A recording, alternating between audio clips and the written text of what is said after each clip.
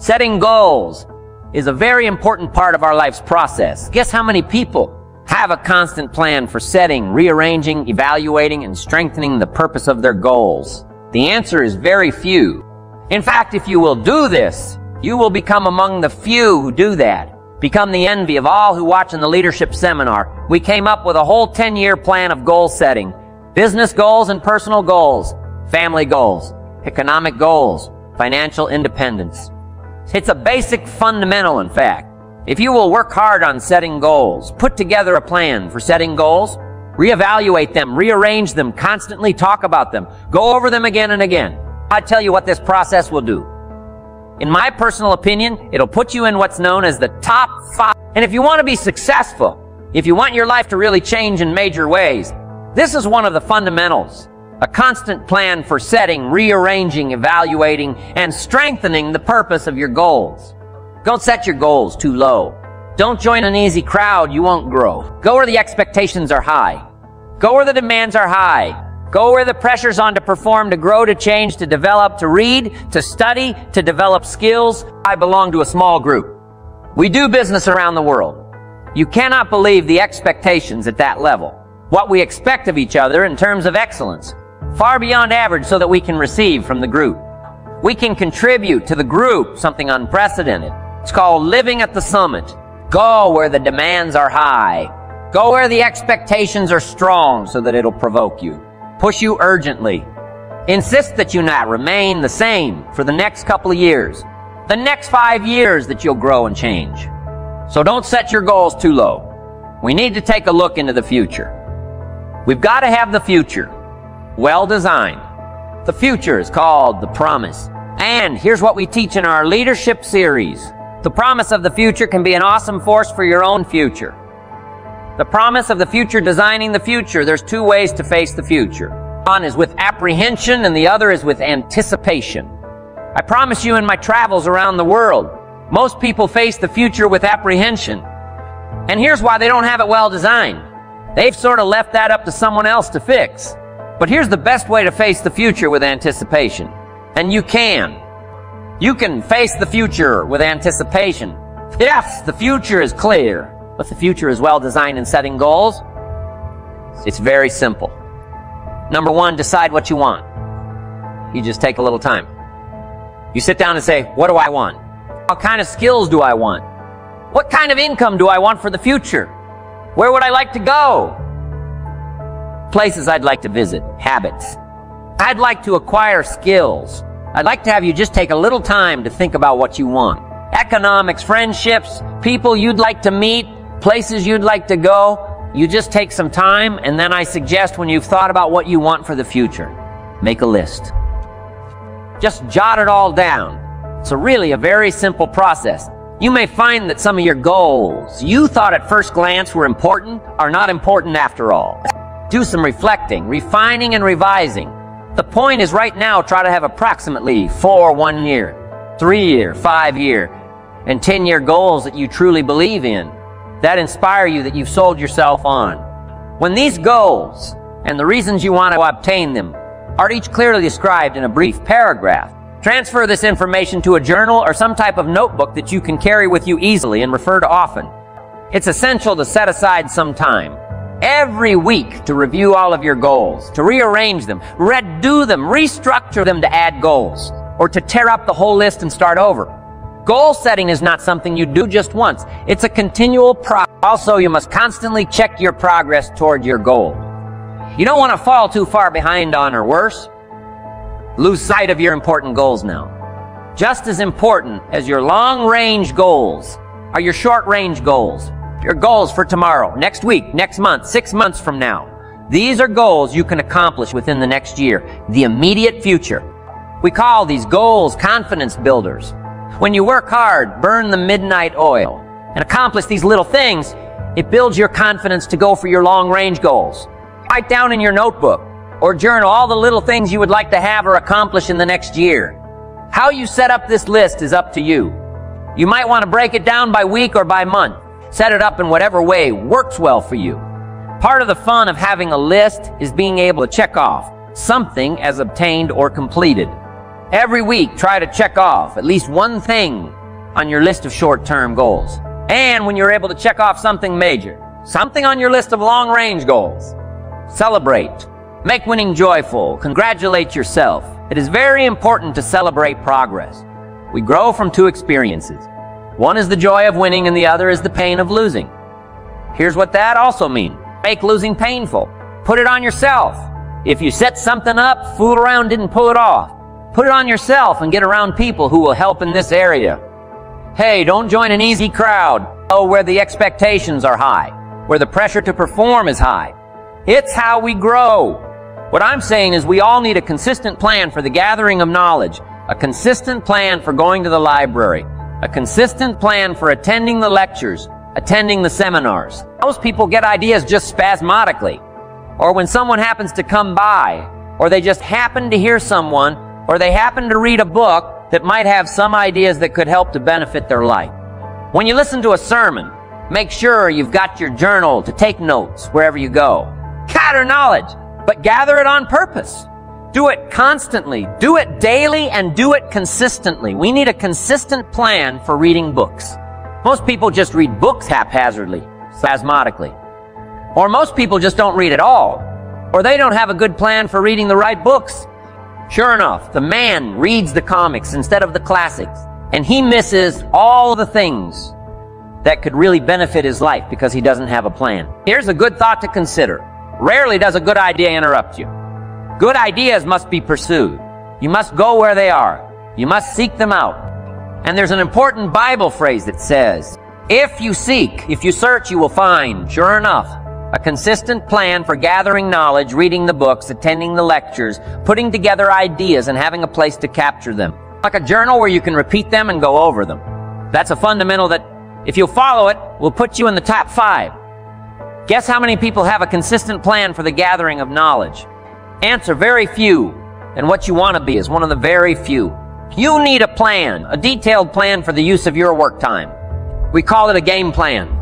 Most people try to design tomorrow and next week and next month in their head. They try to just decide what they're going to do. And most people don't even think that far ahead. They think I have to get up in the morning and go to work, and that's about the extent of it.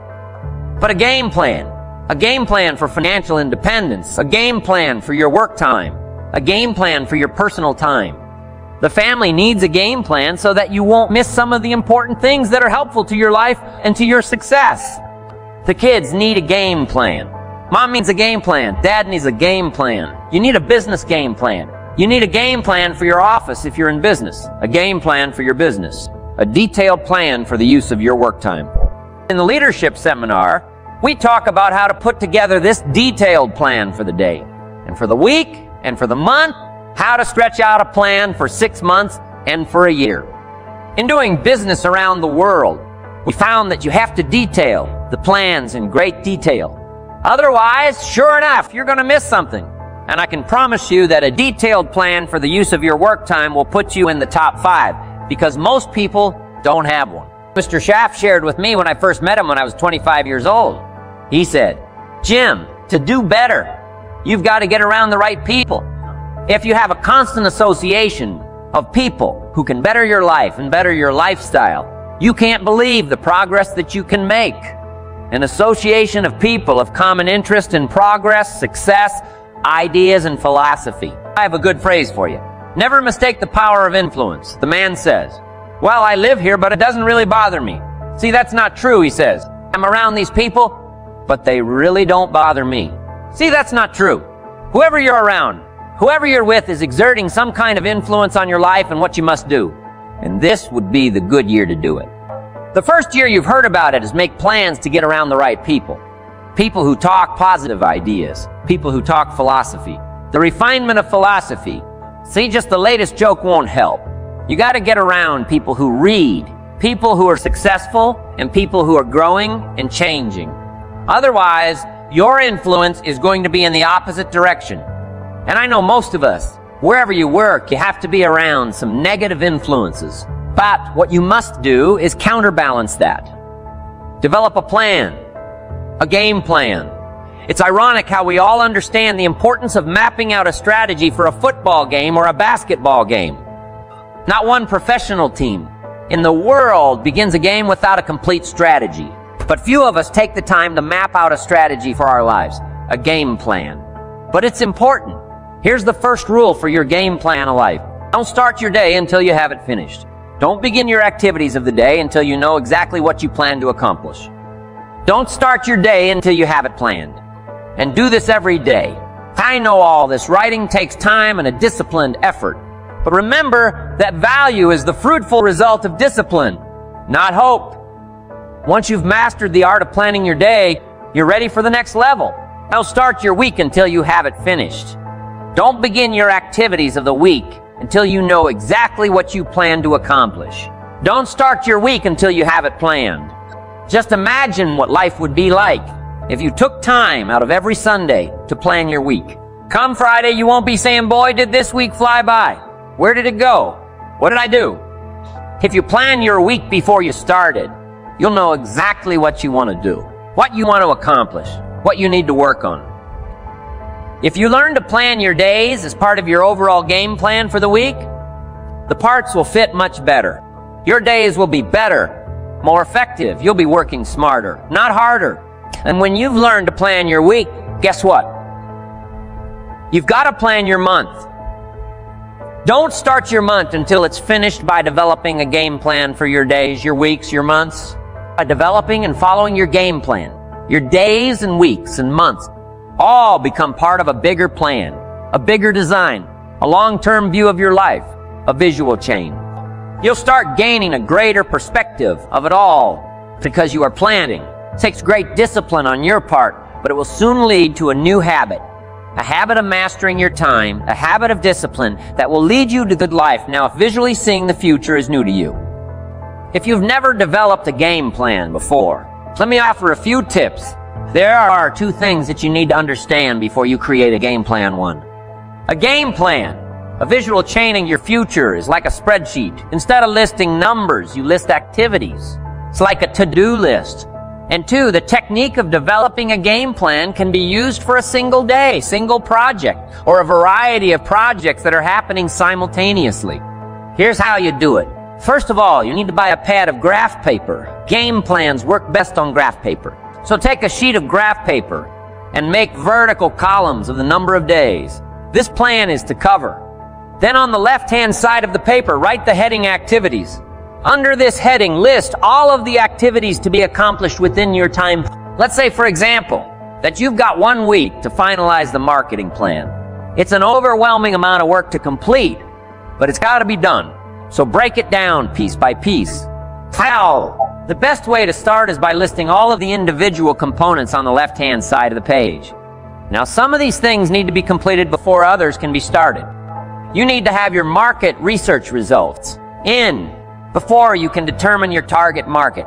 You need to know your target market before you can develop your marketing strategy. You need to have your marketing strategy before you can create a budget for collateral, materials, and so on. When you break down the project piece by piece, deadline by deadline, you can be more effective in delegating the appropriate pieces of the puzzle, and you can be more effective in doing your own work while orchestrating the rest. The final result of developing a visual chain, your game plan, is a clear visual presentation of the tasks before you. Keep your game plan in plain sight. Put it up in your office where you can easily look at it. Have a copy of it at home and tape it to the refrigerator. Keep a copy in your journal for quick reference. Your game plan will serve as a constant reminder of all that you need to do to get where you want to go if you're doing all that you're scheduled to do. Game plans are very rewarding, and the discipline of developing and following a game plan is exciting. Day by day by day, week by week by week by week, month by month by month by month, you'll see the magic of your dreams and plans turning into reality. It's an incredible feeling of being in charge of your life, your surroundings, your future. It's like creating a work of art on the biggest canvas imaginable. It's creative, it's beautiful. This is powerful stuff. To dream a dream, plan for the dream, and then to watch your dream turn into reality.